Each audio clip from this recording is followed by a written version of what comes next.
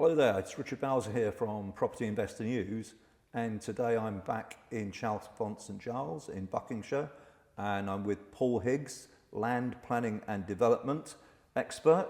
Good afternoon, Paul. Hi, Richard. So Paul, since we last met, it was about a month or so ago now, here at Birch Grove, we've had a general election and we've now got a new Labour government, and they've announced plans following through on what they said prior to the election on what they're intending to do, and they've set some fairly ambitious house building targets for the next 5 years.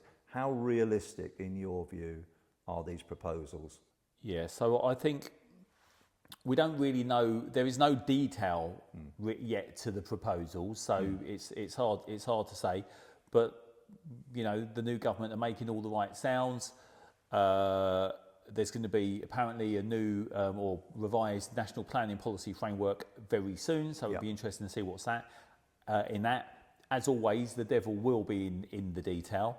You know, there's big talk about this whole grey belt stuff, so it'll be interesting to see what comes of that. I mean, I was on quite a little interesting, discussion with a whole load of experts that are advising the government just last week. Right. So, you know, talking about what we all think the issues are and the pros and cons around that, which maybe we talk about that later. But in terms of how realistic the numbers are, I think one of the things that lots of people forget is the time lag involved in development from changing a policy to actually, you know, preparing a scheme, getting planning permission, and actually building and delivering things. So, you know, even if super positive pro-development changes were put in place next week, you know, it takes a fair while for local planning authorities to get their head around all of that, and for it to get implemented. So in terms of this sort of, you know, 1.5 million like new homes or whatever, certainly for the first few years, there's going to be a way under supply, you know, a bit like we've got now, which means there's going to have to be a real big catch up in the later years.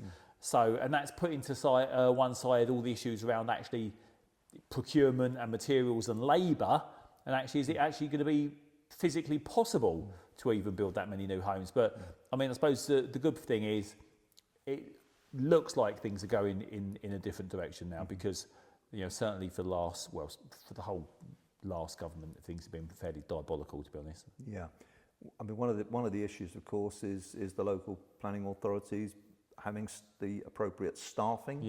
And I hear regular comments.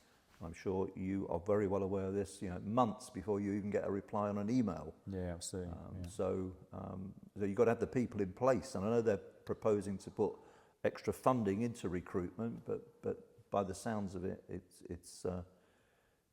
it may not be sufficient to. Yeah, well, that is going to be massively important, because one of the biggest problems has been the under-resourcing of the planning system. Of course, question is, in terms of, I think it's like 300 new planners or whatever they're talking about, it's like, where are they going to come from? Yes. So that's obviously one of the issues. Where are they going to come from? I'll tell you now, what would really help, and I don't expect it's going to happen, is if perhaps some of the private sector was brought in to perhaps deal with just, you know, planning conditions and things like that, you know, or outline applications or something like that. So there's definitely would be scope for the private sector to help speed things up. Now, you know, whether a Labour government's going to want to get too involved in bringing the private sector in at all, I don't know, but that definitely is one way that things could be speeded up. You know, there's a lot of planners in the private sector, not enough in the public sector, not enough new ones, not enough coming through being trained.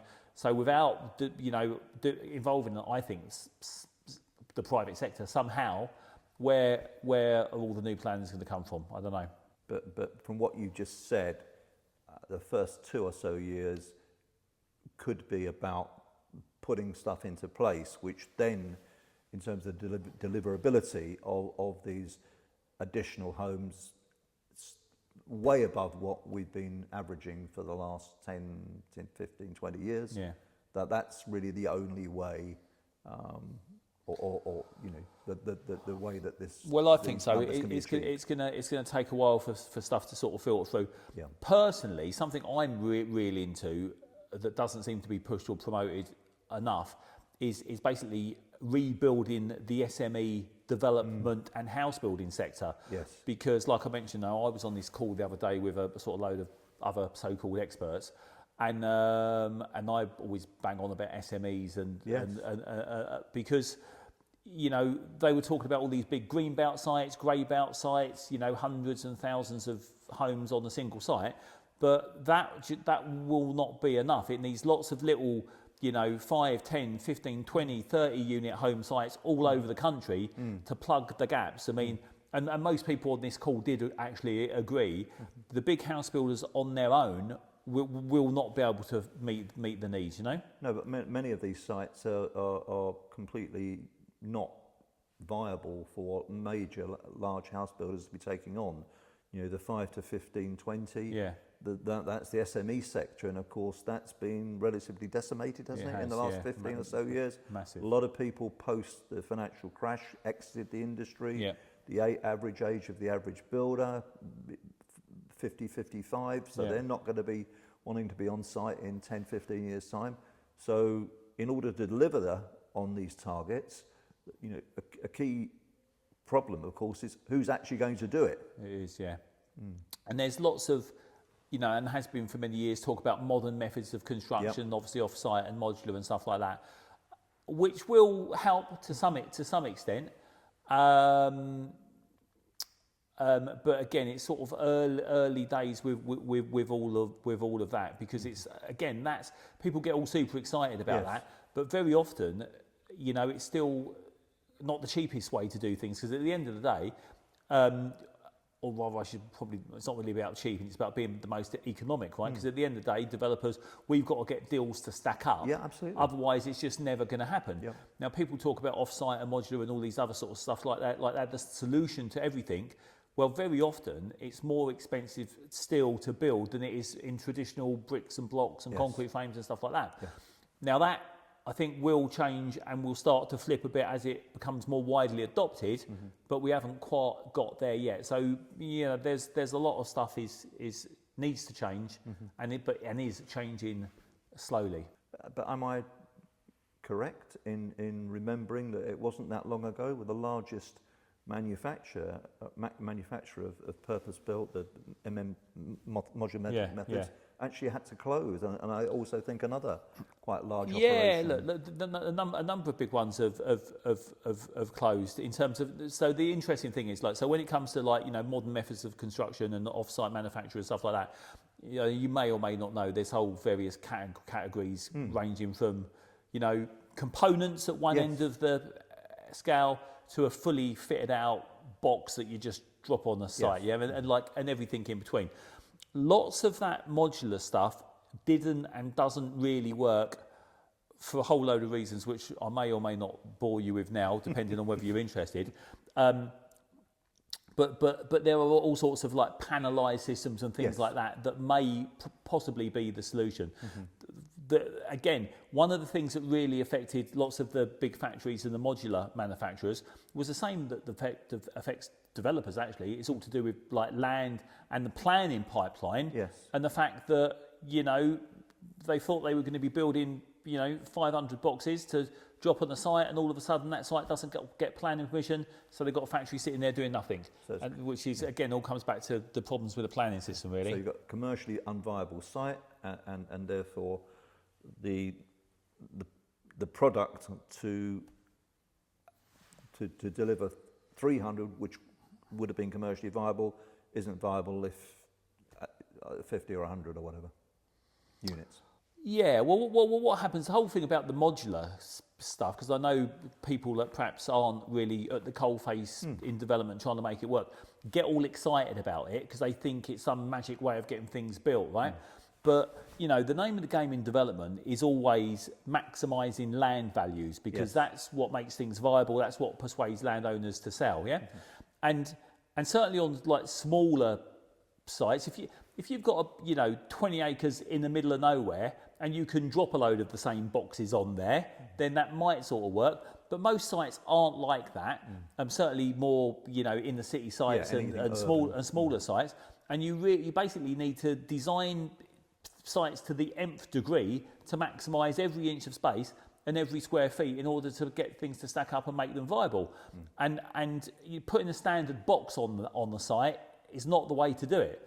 So, with the whole modular, the reason it works well for, student accommodation, maybe hotel pods, build to rent, is when you've got a lot of units and a lot of repetition. Yeah. But that tends not to be what you get with housing sites, and certainly not smaller ones, Yeah, so Lego kit, similar, as you say, box after box after box. Yeah. Great. Okay, so just going back in terms of the Labour government and the agenda ahead, is there anything else that you feel that people should be thinking about? Well, I suppose the other thing that might be worth touching upon is this stuff around grey belt.